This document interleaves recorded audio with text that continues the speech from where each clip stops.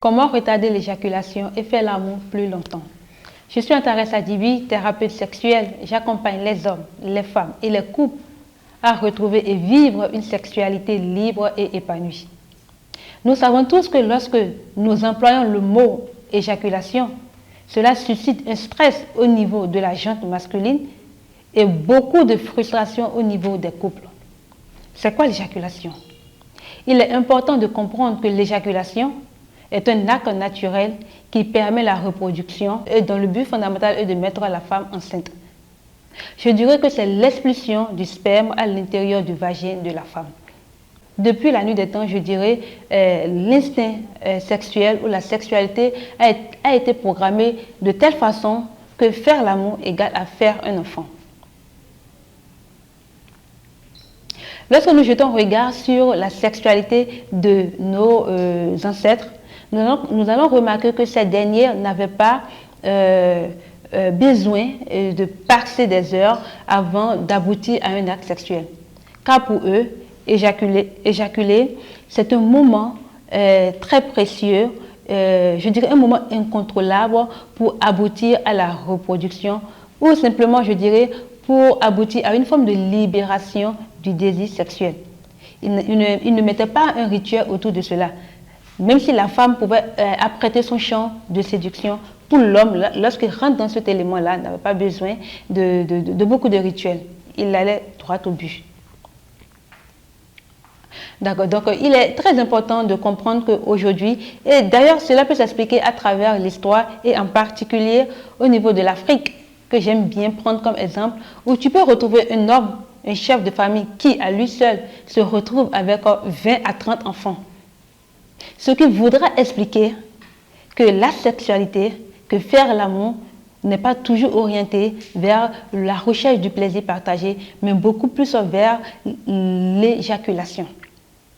Pour eux, c'est d'éjaculer pour la reproduction de l'espèce. La sexualité aujourd'hui a évolué et malgré cela, beaucoup de personnes ne comprennent pas encore qu'on peut faire l'amour sans éjaculer. Sinon, je dirais, sans faire des enfants. Et c'est justement là que se trouve le problème de ces éjaculateurs précoces ou des personnes qui se pensent éjaculateurs précoces. Parce qu'on a été programmés comme des animaux à éjaculer en un intervalle de 2 à 3 minutes maximum. Parce que quand je dis, c'était beaucoup plus orienté vers l'éjaculation, souffrez et comprenez avec moi que le désir monte, il est en érection et après l'érection, il veut juste éjaculer. Donc, juste après la phase de la pénétration, il passe à l'éjaculation. Et pour faire ce processus-là, tu n'as pas besoin de minutes ni des heures. En 3 ou 5 minutes, c'est bon. Tu as déjà éjaculé et tu passes à autre chose. Donc, la question que je me pose tout de suite là, au regard de tout ce que je viens de dire, est que si l'éjaculation peut paraître comme un acte naturel et qui dure 2 à 3 minutes d'après les standards de la nuit des temps, pourquoi aujourd'hui certaines personnes souffrent de l'éjaculation précoce? Est-ce que c'est vraiment une maladie? Alors, je me suis posé mille et une questions et j'ai trouvé 2 explications à cette question-là. La première explication que je me donne, c'est que d'abord, si pendant longtemps vous avez éjaculé, pendant 3 ou 5 minutes au maximum, et que cela ne vous a pas dérangé, okay, et que vous sentez votre plaisir, vous sentez une satisfaction et la reproduction de l'espèce bien, donc vous n'avez aucun problème. Vous n'avez aucun problème, vous êtes normal. Okay? Mais si, à quel moment on commence par se demander, est-ce que je ne suis pas malade? Est-ce que je n'ai pas un problème d'éjaculation précoce?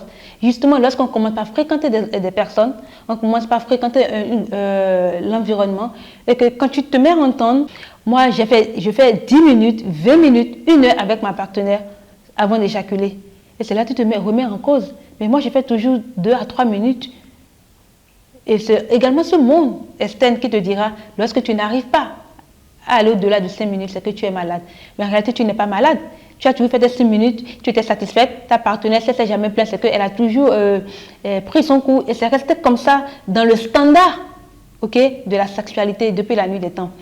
Donc, la seconde explication que je me donne, c'est que lorsque tu prends conscience de cela et que tu as compris qu'aujourd'hui, la sexualité, faire l'amour ne se résume plus à ce standard-là de l'éjaculation, ok, de la phase éjaculatoire, et que tu as envie d'explorer d'autres sensations, c'est-à-dire de mettre l'art autour, l'érotisme autour de cela, là, tu passes à la phase 2. Mais la phase 2, tu ne sais pas comment t'y prendre. Et qu'est-ce qui peut te bloquer? Plusieurs facteurs peuvent nous bloquer, par exemple, nos croyances. Nos croyances peuvent nous bloquer, l'éducation que nous avons aussi peut nous bloquer, l'aliénation culturelle, religieuse, psychologique et plein d'autres choses auxquelles nous avons du mal à nous détacher peuvent nous bloquer dans ce processus-là. Alors soit on fait un choix de conserver ces valeurs, ou soit on décide de lâcher prise et de se dire pendant longtemps j'ai exploré, je me suis attachée à mes valeurs, à mes croyances, voici le résultat que j'ai sexuellement parlant. Mais je ne suis pas satisfaite de ce résultat, j'ai envie d'explorer une autre forme de sexualité. Là, tu lâches prise et tu vas à la rencontre d'une nouvelle sexualité. Pour dire qu'aujourd'hui, la sexualité est beaucoup plus que de l'art. C'est une manière, c'est une technique, ok? C'est un bien-être physique et psychique qui tout aboutit à l'épanouissement sexuel de chacun et de tous. Également, les hommes doivent comprendre que lorsqu'ils décident de s'engager sur ce chemin-là, okay, de la satisfaction sexuelle, qui ne se résume plus uniquement à l'éjaculation, ils doivent être attentifs, okay, et faire la différence, non seulement comprendre qu'il y a une différence entre jouir et éjaculer, mais également comprendre que la femme avec qui on partage ce moment-là n'est plus un réceptacle de sperme destiné à la reproduction. Qu'elle a désormais sa manière d'exprimer sa sexualité, qu'elle a un plaisir également qu'elle peut exprimer pour vivre intensement son plaisir, sa jouissance, son orgasme et pourquoi pas pour atteindre les stades sexuels pour le bien-être de chacun et de tous. Alors, j'aimerais vous donner 3 clés si vous décidez de retarder l'éjaculation lors de vos moments sexuels pour être puissants lors de vos moments sexuels. Alors, la première clé tout de suite, c'est de contrôler sa respiration.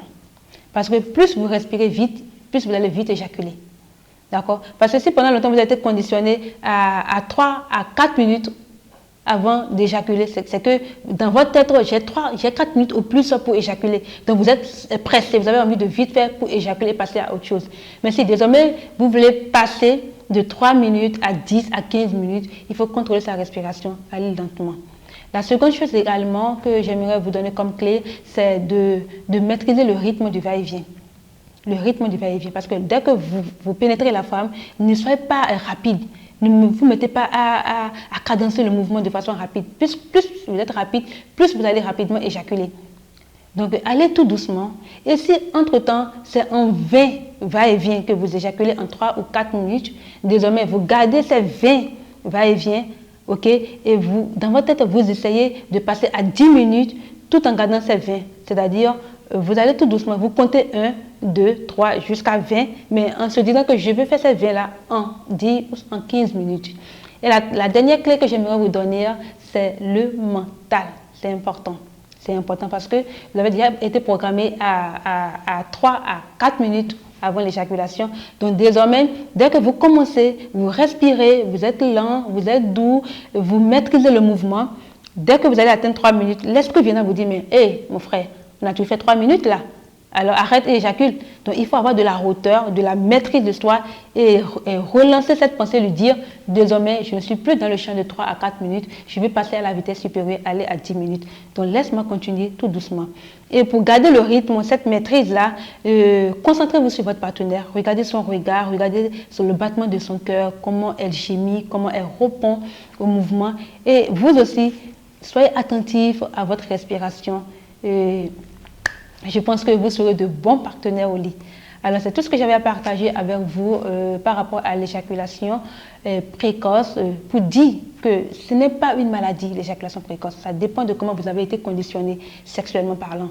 Donc, arrêtez de vous faire arnaquer, arrêtez de vous stresser, arrêtez de penser que vous êtes malade d'un problème d'éjaculation précoce. Non, ce n'est pas une maladie. C'est juste une manière dont vous avez été conditionné. Soit vous choisissez de continuer dans cette manière standard-là, okay, ou soit vous décidez de passer à la vitesse supérieure, de changer la manière de faire les choses pour vivre une sexualité libre et épanouie.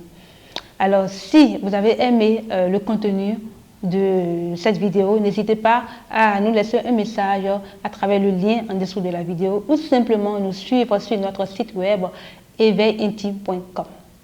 Alors, c'était Éveil Intime by Antares Adibi. On se dit à bientôt.